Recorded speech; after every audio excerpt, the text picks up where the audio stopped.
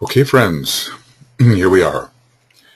This is the beginning of Esoteric Astrology Adventure number 99. We have just finished a very important tabulation. Just refreshing your memory here. This is what it has looked like. And we've spent at least 3.5, 4 programs on it, because it detailed the ways in which different relationships between the signs of the zodiac revealed unsuspected understanding of these signs and their interplay. So now we are on page 334, and DK will say a little bit more about this, I think. Let me get this straight here. Yeah. Okay. You will note that these relationships between the signs are not those of the opposites, but of intermediate signs. Okay. Oh-ho. This is rather important. Pause here for a moment.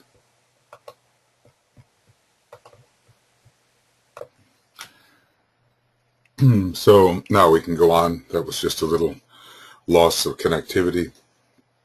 You will note that these relationships between the signs are not those of the opposites, but of intermediate signs, not 180 degrees. There's not one angle there that's 180 degrees, although there are some squares, one sextile, a number of quincunxes, and a couple of trines, and therefore marking the intermediate period of relationship and not a consummation, as is the case when such opposites as Leo and Aquarius or Cancer and Capricorn are considered. So these are pre-consummatory relationships here.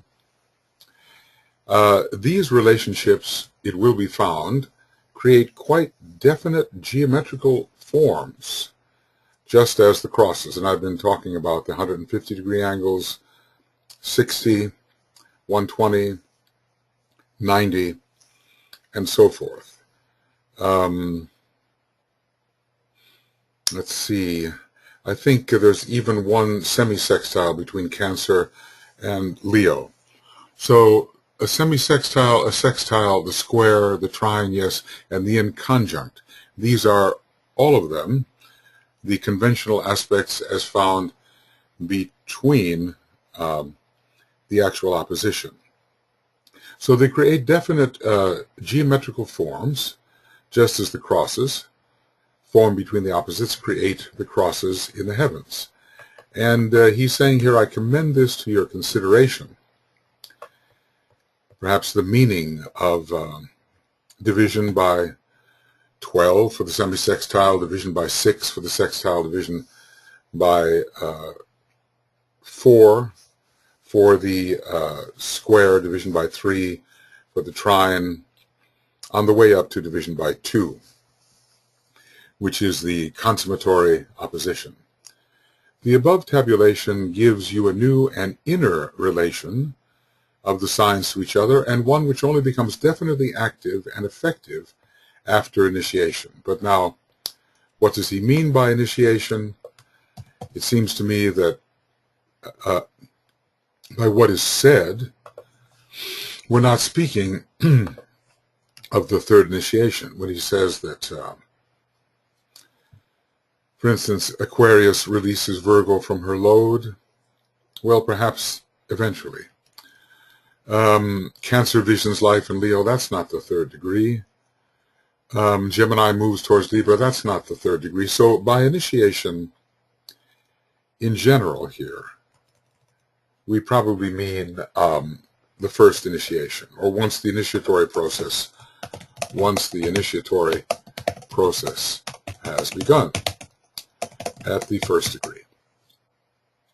Because otherwise we would have a consummatory relationship, and we just don't have those. Perhaps when it says that Capricorn consummates the work of Scorpio. How does it say? Completes it, or Capricorn consummates the work of Scorpio. Then perhaps we are talking about the third degree, but we need not, because Capricorn and Scorpio are active at all the preceding degrees, first and second.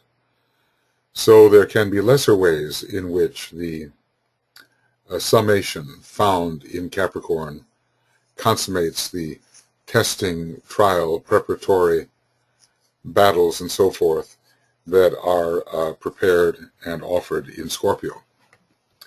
Okay, it is consequently of small use to the average reader. Now, does that mean the average disciple who will be reading these books? Perhaps he means the aspirant. But notice how he says the word definitely active. In other words, it could be active to a certain extent before initiation. Suppose initiation were here to mean the third degree. Then we could say that while it is not definitely active, it is somewhat active, even before the third degree. I'm sure we can all recognize, at least partially, how these could work out in the life of an individual prior to the third degree. Aries turns towards Capricorn. Okay, this covers a wide span. Even ambition can be somewhat consummated. But the definite relationship of this particular square is probably having something to do with the third degree. Taurus rushes blindly until Sagittarius directs. That seems before the third degree. This will happen. And it will be a movement into greater light. Gemini moves towards Libra, has to do with progressive soul infusion before the third degree also. Cancer vision's life in Leo, it's pretty much the life of individualization or individuation carried on to a reasonable extent so that you have the true individual produced who is self-aware and in control of his life, but this can also occur somewhat before the third degree. So what I'm saying here is that the word initiation probably refers to the general initiatory process which begins at the first degree. Leo seeks release in Scorpio. Yes, but that can happen even at the second degree as well as the third degree. And it can happen also in the suffering that can occur even before the fourth degree, before the first degree. Virgo hides the light which irradiates the world in Aquarius. Well, the hiding of the light is occurring well before the later degrees. Libra relates the two. In Gemini, it's pretty much a replay of what we read before. It is part of the soul infusion process, which is fairly complete for all practical purposes at the third degree, but continues beyond it, but certainly is working well before the third degree. There are stages of soul infusion. Scorpio stages the release of Leo. Yes, I think we talked about that. And that will happen, well, that will happen at the first 3 degrees easily. Sagittarius, the disciple, becomes the savior in Pisces. That is post-third degree, to become a true savior, of course. Capricorn consummates the work of Scorpio, let us say at the third degree, but it can be various kinds of consummation before that time. And maybe Pisces does take from all the signs persistently.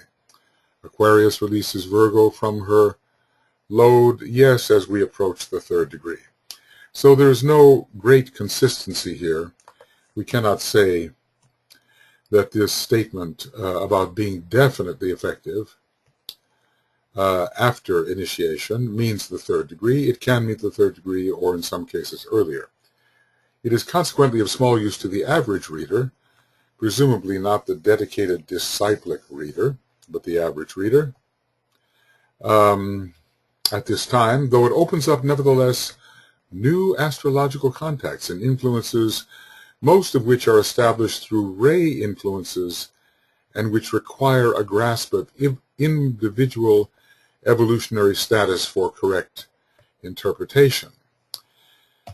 Well, the whole premise of this tabulation is that we must understand where a person stands upon the path if we are to understand how he or she receives and applies the zodiacal energies. Now, we are also learning something else, that most of the relationships here are established through ray influences. Maybe we can see whether we see this to be true or not. Aries and Capricorn have rays 1 and 7 in common. Taurus and Sagittarius have ray 4 in common, although Sagittarius has also ray 6 and ray 5. As things now stand, Gemini and Libra do not have rays in common, at least from the constellational point of view. Gemini ray 2, Libra ray 3, but if you look very, very closely, you'll see the mutability and activity of ray 3 in Gemini and the power of fusion and merging in Libra, signaling the second ray. Cancer and Leo have well, they really don't have anything ray-wise in common, do they? Cancer has the 3rd and the 7th ray constellationally. Leo has the 1st and the 5th. They can be related, of course, through Neptune, which is thoroughly the ruler in Cancer, the moon veiling even Neptune, we are really told, and the sun veiling Neptune esoterically. They can be related in that way. Leo seeks release in Scorpio, rays 1 and 5 versus ray 4. No, they are not in common, but Scorpio does have plenty of ray 1 being the Herculean decanate, cosmic decanate. When it comes to Virgo and Aquarius, we have rays 2 and 6 and ray 5, so there's not a ray connection there. Maybe DK is talking particularly about planetary ray connections. We can look at that as well. Libra and Gemini we've already discussed. Scorpio and Leo we've discussed. Capricorn and Scorpio, it's ray 1, 3, and 7 of Capricorn versus ray 4 of Scorpio. There is not a real connection there, though the influence of Mars is strong in both. Virgo and Aquarius, I think we already looked at that, and Pisces takes from all the signs. So from the constellational perspective, we don't find a lot of ray relations. DK says in most cases, yeah, he says here, the new astrological contacts, and they are constellational contacts, aren't they, are influences, most of which are established through the ray influence. He doesn't tell us whether it's the constellational rays or the rays which are coming through the planets, does he? He doesn't tell us that. But why don't we take a look again and see if we can see anything about rays coming through the planets. So if we go back up here to Aries, we have Mars, Mercury, and Uranus for Aries, and we have Saturn, Venus. Saturn, Venus, 3rd ray and 5th ray, generally speaking, and 6th ray, 4th ray, and 7th ray. So we don't see there a ray relationship by the planets, but we have seen a constellational ray relationship between 1 and 7. When we look at Taurus, it has Venus and Vulcan, which is ray 5 and ray 1, and Sagittarius, ray 2 of Jupiter, ray 3 of the Earth, and ray 6 of Mars. So there's no direct relationship there, unless we look at the ray 1 of, no, that won't work. I was thinking the ray 1 of Vulcan. No, that won't work. Maybe I'm overlooking something here, but we do not see the connection. They have a constellational ray 4 in common, but it seems that one can understand something more about the relationship when you simply consider the nature of the signs. They are certainly both related to sight. When it comes to Gemini, let's see what we have in common. We have Mercury ray 4, Venus ray 5, Earth ray 3 for Gemini, and we have with Libra, Venus ray 5 and Saturn ray 3. Well, there are some ray relationships there between the planets, are there not? So we have Venus found esoterically in Gemini, bringing ray 5, and we have Venus and Libra ray 5. We also have Earth hierarchically for Gemini, ray 3, and we have Saturn as the hierarchical connection in Libra, also ray 3. So there are some points in common. Now, I don't know whether it's legitimate exactly to relate a planetary ray to a constellationally delivered ray. We could also look at it that way, and we could probably find points in common, but I think it would be difficult for us to interpret that mixture of levels. Certainly, let's just say with Gemini and the Earth, hierarchical, the third ray is presently coming through, and it would relate to the general third ray of constellational Libra.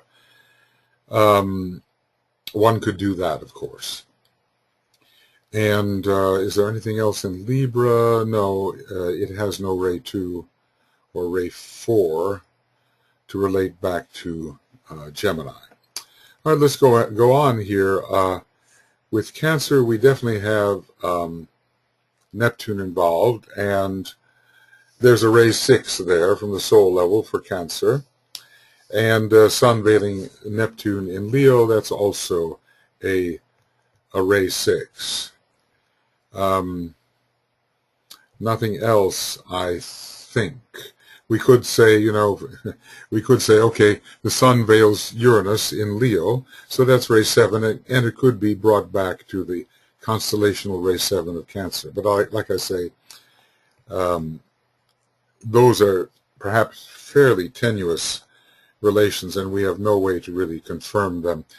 The Sun is the ruler of Leo, but it veils Uranus in the esoteric position, and so that would correlate with the Mars ray 6 of Scorpio in the Orthodox and in the esoteric position. The Mercury is ray 3, and there's nothing there, Mercury is ray 4, and there's nothing there to correlate with anything in Leo. When we come to Virgo, well, okay, we do have a ray 4 connection via the Moon. The Moon is the esoteric ruler of Virgo, ray 4, and the hierarchical ruler of Aquarius. So, is it a planetary connection we're looking at here, or a ray connection? Virgo also has a strong ray 4 of Mercury, and that will connect with Aquarius, with the Aquarius moon, which has ray 4. From another perspective, the hierarchical ray 2 Jupiter of Virgo will connect with the Jupiter that rules esoterically in Aquarius, ray 2 and Jupiter. So there are connections there, but you could probably find other signs in which ray 2 and let's say ray 2 was prominent, or perhaps ray 4. So we can point out the connections, but what they mean exactly, I think we're on safer ground when we simply look at the relationship between the signs, and then we will understand something of why they are connected. Both of these being air signs, both having a lot to do with relationship, one having more to do with the alternation of relationship and the understanding of the opposite, and the other having more to do, Libra that is, with the fusion of the opposites. When we come to Scorpio and Leo, well, again, we've just looked at that. Ray 6 of Mars connects with the ray 6 of the veiled Neptune in Leo. I didn't say Libra, did I? I meant Leo if I had said Libra. With Sagittarius, well, here we have a definite ray 6 and a ray 2 Jupiter connection. From another perspective, the ray 6 of Sagittarius constellationally is connected with the ray 6 of Pisces. That is very strong. There's nothing, the Earth is there. Mars will has ray 6 for Sagittarius as the hierarchical ruler, and it will connect with the ray 6 of Pisces constellationally, but it will also connect with ray 6 of Neptune, which rules in a broad way the sign Pisces. So there is a ray relationship there. When it comes to Capricorn and Scorpio, well, 137 for Capricorn and 4 for Scorpio, so it's not there. And Saturn and Venus are the rulers in Capricorn, and Mars and Pluto and Mercury in Scorpio. We won't find it there. We will find a relationship between exalted Mars from Capricorn and the Orthodox and esoteric ruler Mars in Scorpio, uniting them via a ray 6 stream. Is there anything else there? I think, if I'm overlooking something, I think that's about it there. And then we already discussed Aquarius and Virgo in relation to the moon and Mercury and the fourth ray and so forth. And Pisces, taking from all the signs, is in a unique position. So that's a quick run-through of what DK says when he says that most of the time these relationships are established through ray influences. I would suggest that when you try to understand them, you study the relationships from the perspective of the meaning of the two signs and how they could be related in a way that promotes the evolutionary process. And then you can look at constellational ray similarities, planetary similarities, and therefore ray similarities, though you see, like in Virgo and Aquarius, we have a ray similarity which is beyond simply planetary, because Mercury is ray 4, Moon is ray 4, and that is from Virgo. So there's a strong ray 4 there, connected with the ray 4 hierarchical Moon. So we have two ray 4 influences connecting with a single ray 4 influence, 2 in Virgo and 1 in Aquarius. So it's not always a one-to-one basis. Okay, and which require a grasp of individual evolutionary status for correct interpretation. So this is something that every esoteric astrologer must have. As an esoteric astrologer, just do this, esoteric astrologer, we must have a general grasp of the level of evolution of the individual with whom we are consulting. That goes without saying, and how can we do this? It's just really, isn't it? It's a question of experience, I suspect. We have to have enough experience with people and with the great teaching in general, so we know approximately where upon the path they stand. I mean, only a master perhaps or a high initiate is going to know exactly, and what is exactly the next step ahead for people.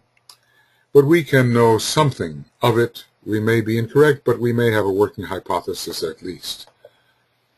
So many of the people, for instance, that are interested in the Bailey books in an ongoing way have taken the first degree and are struggling somewhere between the first and the second degree. This seems to be a general category. It doesn't mean necessarily that every reader of the Bailey books has taken the first degree, but I'm talking about the ongoing student who is deriving real spiritual nourishment from the Bailey books and the Trans-Himalayan wisdom in general. It's a long time between the first degree and the second degree, and it can involve quite a number of lives. No way to specify exactly how many, but probably no fewer than 7. Well, there is one strange quote which seems to suggest that you can take the second initiation in the next life, but everything else speaks about the length of time between these two initiations, and it is much longer than between any other two sequential initiations. It is essential for the right understanding that the astrologer knows whether his subject is relatively unevolved, and this assumes that the astrologer will be working with all kinds of individuals, although he did, tell us that in general, astrologers would divide along two lines.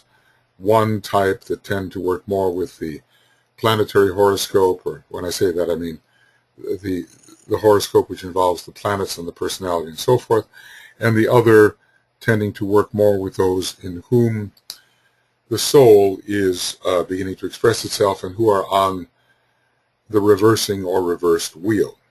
And you, as an astrologer, a person interested in astrology, will see who you are working with and for. Oftentimes it's people of generally the same evolutionary status as oneself.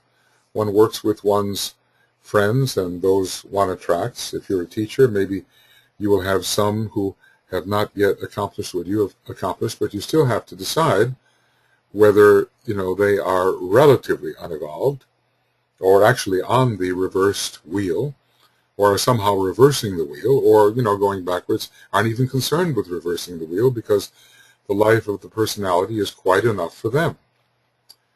Really, when you think about it, there's not all that much difference between people. If you look from a great distance, all the apparent spaces between the stages of human development seem to collapse upon themselves, and people are really much closer to each other than one would ordinarily imagine if one gets too caught in the technicalities of distinct stages of evolution. So it would certainly have been possible for the Christ or the Buddha to say useful things to very unevolved individuals. I mean, look, people are communicating meaningfully with different kingdoms. They're talking meaningfully and in an evolutionarily inspiring way, even to their pet, to their dog or cat or elephant or horse. They even talk to their plants. I mean, it is possible to communicate something of value to individuals or units of life which apparently are quite far from one's own evolutionary status. But as I say, if you really look at humanity from a distance, everything is really much closer than it would seem to be if you are looking only at the immediate foreground and are thinking about the differences between the stages of evolution among human beings. So anyway, it's essential for their right understanding of these new relationships, and try to keep them in your mind, try to memorize them, try to memorize these 12 if it's possible, that Aries turns towards Capricorn and that Taurus rushes blindly until Sagittarius directs, that kind of thing. Try to keep these in your mind so that when you work with people, they can form a kind of a resource for more delineated or sophisticated interpretation. I mean, probably most of the people you work with are going to be at a somewhat intermediate stage. And when you look at the huge, space in a way between the first and second initiation, could be 20 lives, maybe in some cases 30 lives. The intermediate condition is the likely one. Perhaps sometimes you will actually work with people who are just on the eve of the meditation which lies before them, in which case, if you really understand that and the energies involved, you can be of very great assistance, especially if you're not working with somebody who's taking a higher initiation than you are. Then maybe the assistance can be partial, but you will not necessarily understand the world into which they are entering. Okay, so is he relatively unevolved? Is he an advanced man? Now, here, this is advanced man, meaning kind of an intermediary stage, or whether he is upon one or other stages of the path. Now, what DK seems to imply here implies that the advanced man is not yet upon the path. But really, if you look at this carefully and you see his other use of the words advanced man or advanced human being, sometimes it does refer indeed to those who are on the path. So one has to be judicious concerning the context. And, this particular tabulation, it can take us all the way to some very high stages, even to the 4th degree, to saviorship even, and recognition of the divine plan and working with the divine plan with will and the illumined life and all of that, and service of the one. It can take us well beyond the 3rd degree. So those categories, disciple and initiate, which are found in the 3rd column, they do have to be discriminated, because the response of the disciple is not necessarily the response of the initiate, and vice versa, even though they in a way share the same column. So you have to understand the degree to which they can fulfill the indications which are listed in that column. The initiate, of course, much more fully fulfills what is there given. Okay. There is so much to be reckoned with in the new esoteric astrology. Well, DK is pausing for kind of a summary reflection here, and certainly as we begin to understand this great science of relations from the perspective of the heavenly bodies, there's a science of relations which includes things other than the heavenly bodies, of course. But if it's astrology, it's the science of relations as the heavenly bodies are considered, whether those bodies are planetary, stellar, or grouped stellar, or grouped stellar, and so forth, galactic eventually, and grouped galactic, and so forth.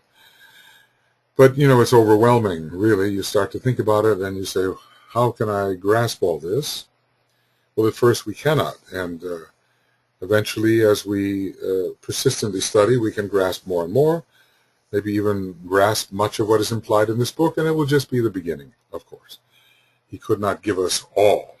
One can only imagine what he will be giving us in the astrological revelations which will come in 2025 and after, but not before 2025, as far as I am understanding what he is saying.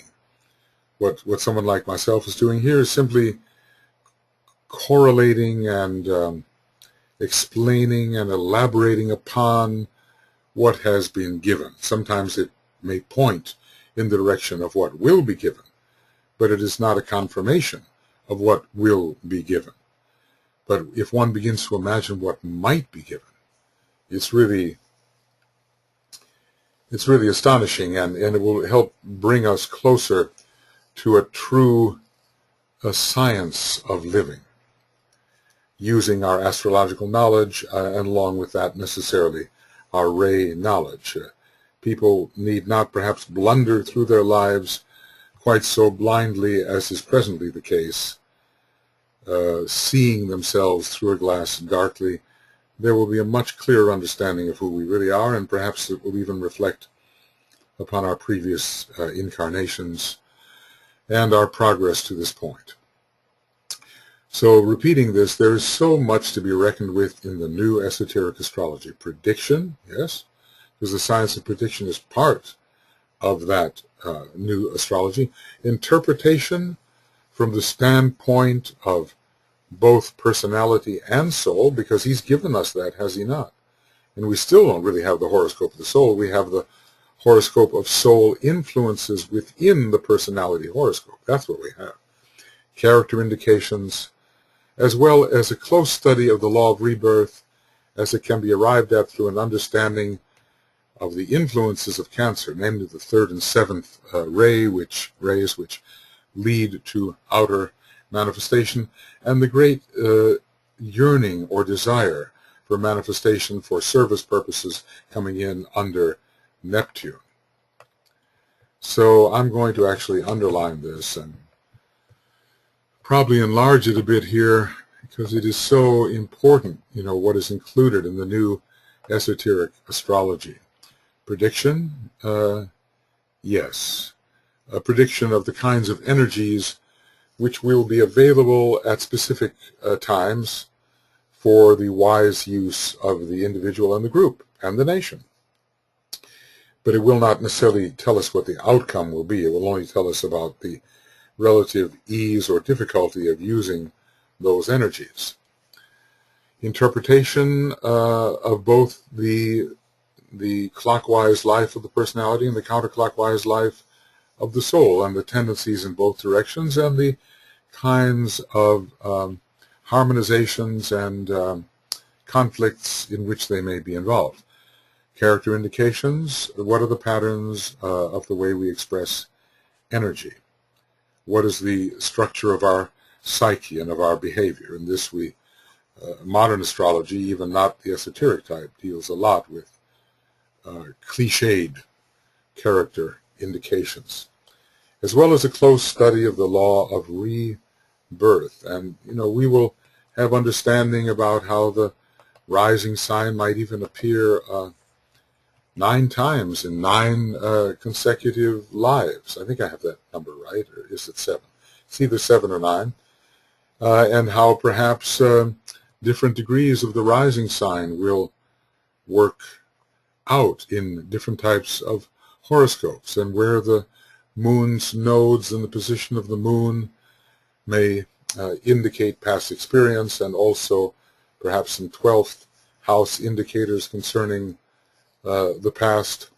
Even the sun tells us something about the degree to which the energies have been integrated at this point of development. So there, I don't think that one personal horoscope can be looked at and a whole trend of past lives be disclosed by that. I remember one interpreter of astrology, quite good, I think, in many ways, but thinking that we always had the same moon sign, life after life. I see no basis for that whatsoever. Just the way we don't have the same sun sign or even the same rising sign. We need a rounding out process, and I think that mutation of relation, as it is spoken of in relation to Gemini, is the rule here, and not any type of permanent fixity. One thing which will later emerge, says the Tibetan, but which is at present impossible of elucidation, is the fact that the 12 creative hierarchies are all connected with one or other of the 12 signs of the zodiac. He gives us a little bit of elucidation, doesn't he? He brings this subject up in a treatise on cosmic fire, and in the compilation on page, tabulation compilation, page 34 and 35 of the Esoteric Astrology book, he gives us the signs of the zodiac which are associated with the different hierarchies, and we can begin to read between the lines as why this should be so.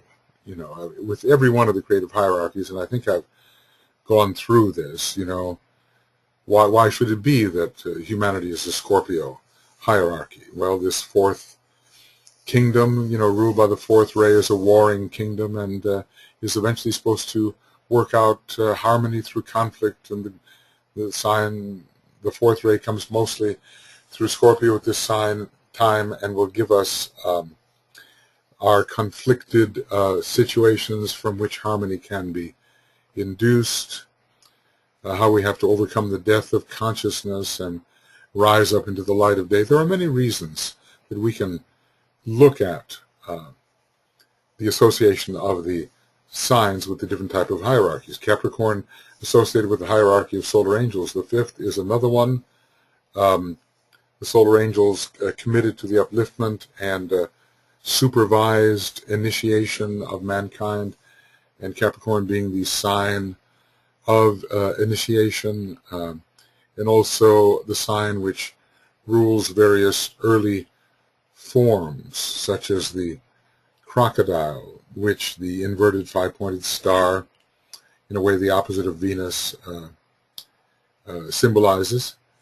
So there are many ways in which this number 5 for the 5th creative hierarchy, and also the number 10, because Capricorn is the 10th sign, and from a certain perspective, the 5th creative hierarchy is really the 10th. There are many correlations which can justify the association of various signs of the zodiac with particular creative hierarchies. The position of the hierarchy, the main ray and tendency of the hierarchy compared with the main rays of the signs that are associated with them, all kinds of reasons. What may be the most essential type of reason, we don't know. We can speculate upon that. And perhaps DK will one day tell us why it is so. I mean, why should Libra particularly be associated with the third creative hierarchy, or Virgo with the second of the manifested hierarchies? There are many, many hints given there, including the hints concerning the types of energy which are available, Parashakti, Kriya Shakti, Jnana Shakti, Mantrika Shakti, and so forth. We look at all the factors listed in this, you know what I'm talking about here. I just go right to the page. This is the picture of the manifested creative hierarchies, and on every column there is information, numerical, comments, energy, the sign, the name, numbering, the number, numbering down, numbering up. Hints can be gathered from all of these, which tend towards the justification of the association of a particular sign with a particular hierarchy, including simply divine order from some sort of paradigm about which we probably know very little. But there is a very clear ordering of assignments of zodiacal signs to the different hierarchies, even though there is, for the moment, an apparent disorder here in the reversal of Capricorn and Sagittarius.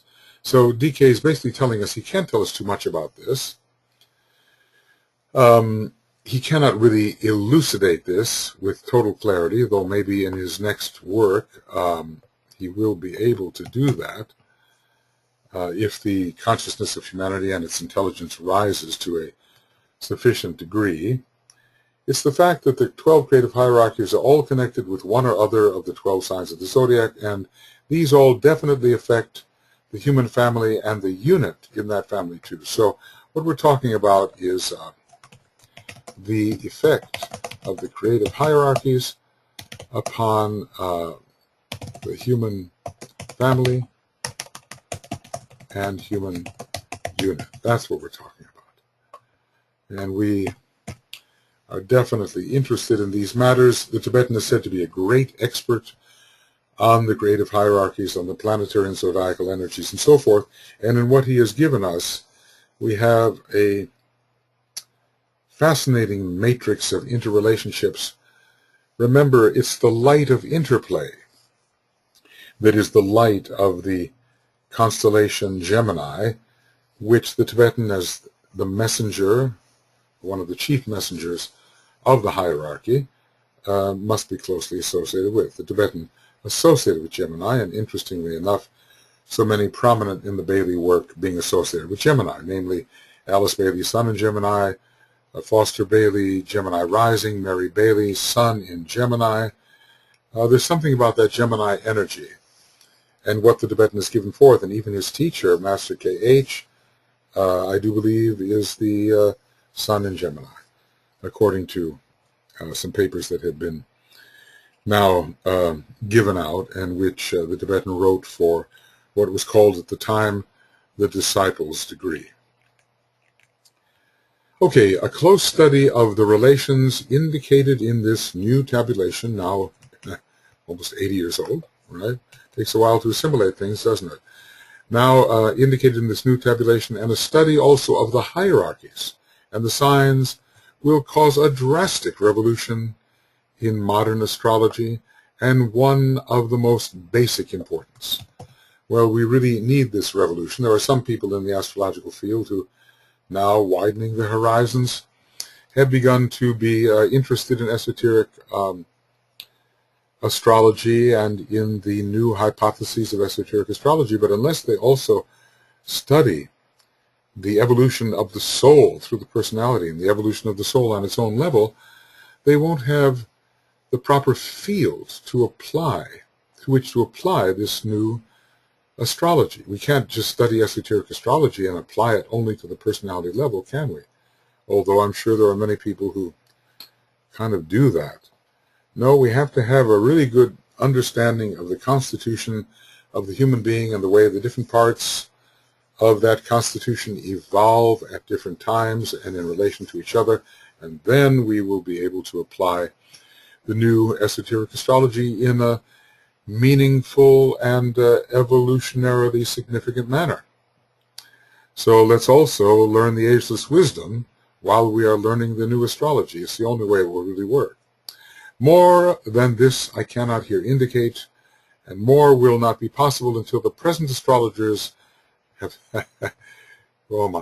the present astrologers have done some concentrated work along the lines here designated. And I dare say, this being written in the mid-30s or so, the astrologers, at least the ones that I know, have done now some concentrated work along these lines. And certainly what is being now delivered in book form and in form like this and in classes and convocations and so forth demonstrates that concentrated work and therefore perhaps a certain readiness for further teaching. DK has basically said, look, if you don't use what I give you, then more cannot be given. Even though he did say that, by 2025 and after, new information on astrology would be given as he continues his third installment in this series of, what did he call them? Bridging treatises, something like that.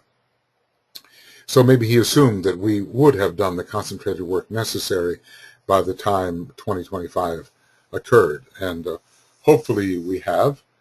I personally think there's so much to assimilate here that we have not yet assimilated. We could have quite a number more years working simply on what has been given and on the implications of what has been given. But if he chooses in 2025 and afterward to expand the offering, then that's great. And may we be equal to that revelation and assimilate it and apply it in a constructive manner. All right. So, simple as it sounds when stated, the most fundamental point for astrologers to grasp today is the need for them to know, prior to interpretation, where upon the path of evolution the subject under consideration stands. Oh, well, that's it. And a lot of experience with human nature and with one's own human nature will be required if a person is able to just size this up, just understand where really the subject under consideration actually stands. There are hints being given all the time, and in different books, DK gives some kinds of epitomes, some sort of essentialization about the stages of evolution. I'm not sure that I can find this immediately, but in Esoteric Psychology 2, there is, maybe if I look at World, Flesh, Devil.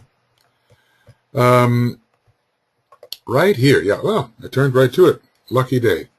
But here in Esoteric Psychology, page 77, we're talking about the stage of appropriation.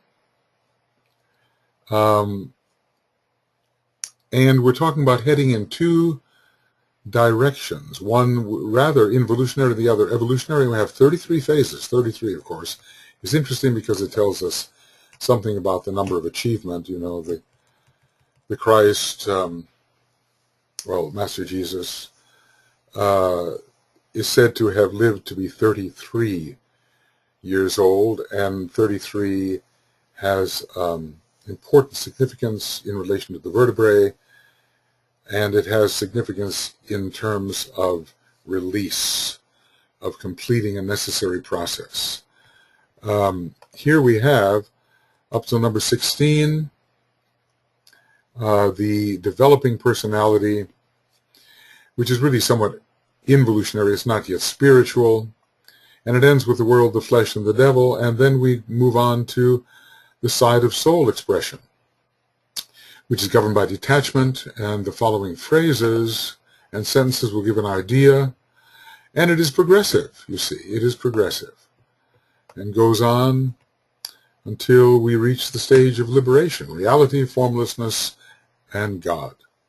So if you study those 33 stages, the first 16 of which are stages which fortify the personality and do not necessarily lead into the soul experience, and the next 17 stages being those which are characteristic of evolution into soul experience, we will understand something here about the path of evolution and where the subject really stands. I mean, some people really are at the stage of reality, formlessness, God.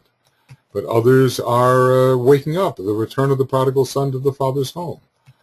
Others are beginning to deal with the understanding of selflessness instead of selfishness. And others are in the process here of liberating themselves from the body or bodies, a sheath or sheaths, a vehicle or vehicles, a form or forms, are turning away from form life. But if we went back further, we see people building up their personalities. We might see them trying loving possessions, being acquisitive.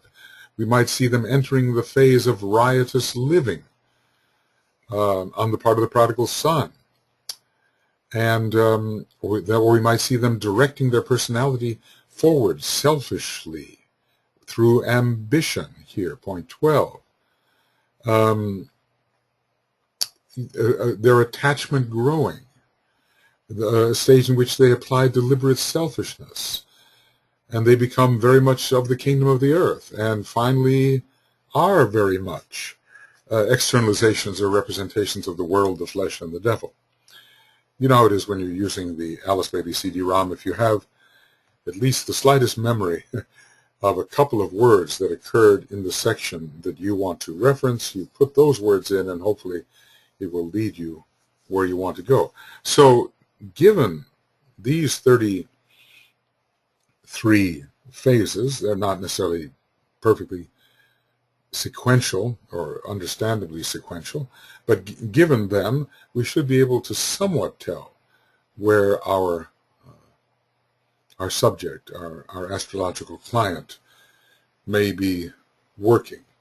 And of course, there are other areas of the teaching where he does seem to develop the whole process sequentially. Just study the techniques of integration. It's an earlier stage than the technique of fusion.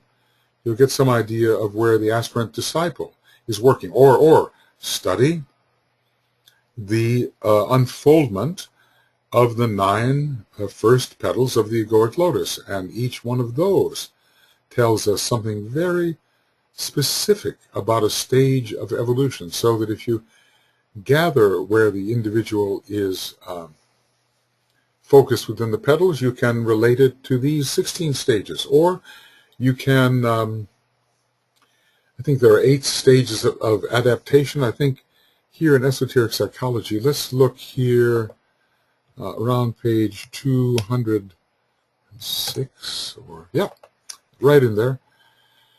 Here it is. This is telling us about the different types of lotuses that people are. It's not a perfect continuum, but a lotus of revelation is the 3rd degree initiate, and a lotus in bud is one that has just individualized, and between them there are these different stages, not all of them mentioned. This is occurring in a section, let's see, a section here in which we are, yeah, the first 3 perhaps.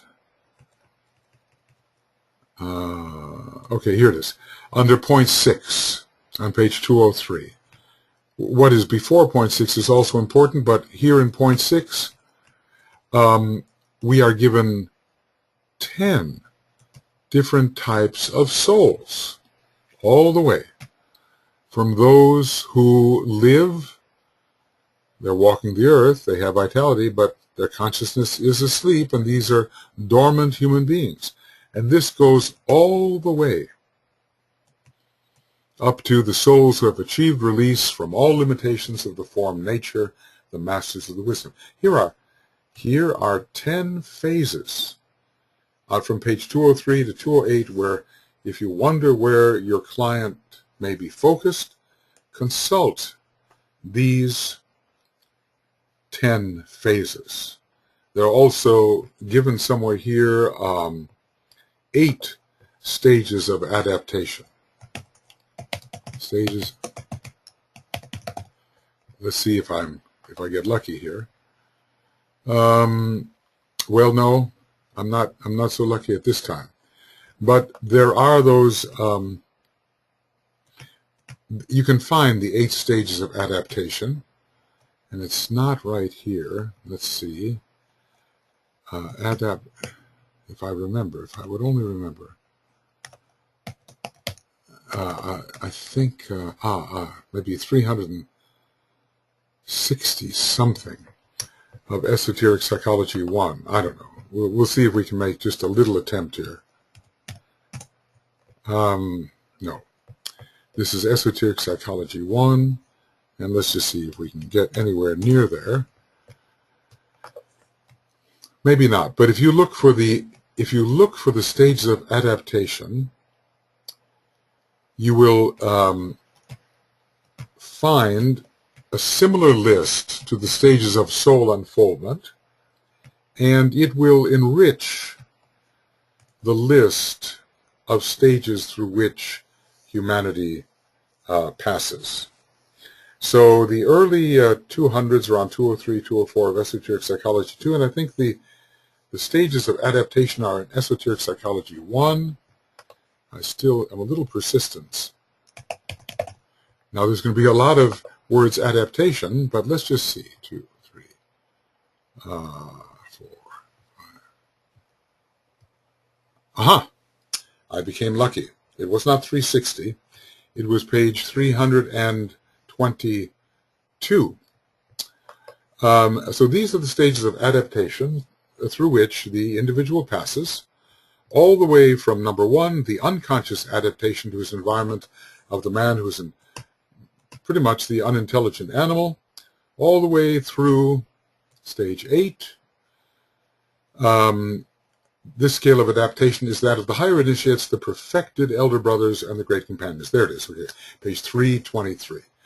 So given that list in Esoteric Psychology 1 of those 33 different stages, descending and ascending, and given the stages of unfoldment in Esoteric Psychology 2 again, around page 203 and following, and then given these stages of adaptation around page 323, and maybe a little before that, and following, and then given the stages of unfoldment of the egoic lotus, somewhere around page 537 or 540 of A Treatise on Cosmic Fire, and around page 820 of A Treatise on Cosmic Fire, you should have enough. You should have enough to help you place the individual, not rigidly, but loosely, who may come to you for assistance. And you'll be able somewhat to place yourself as well, to see what the unfoldments really are, which lie immediately ahead, and to see what your obstacles are and what you must work upon and what you must conquer in order to fulfill the promise of your particular incarnation. All right, well, that was a bit of an elaboration on this point. Simple as it sounds, he says, when stated, the most fundamental point for astrologers to grasp today is the need for them to know, prior to interpretation, where upon the path of evolution the subject under consideration stands. I mean, we're not doing charts in most cases for fourth degree initiates. We're not doing charts even in most cases for third degree initiates. Our entire method of interpretation would have to alter if we did.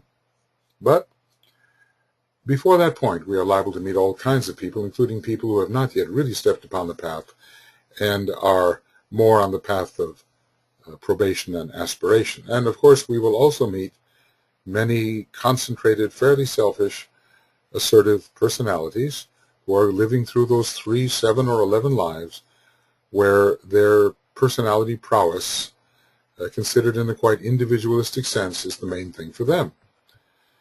So this has to be understood.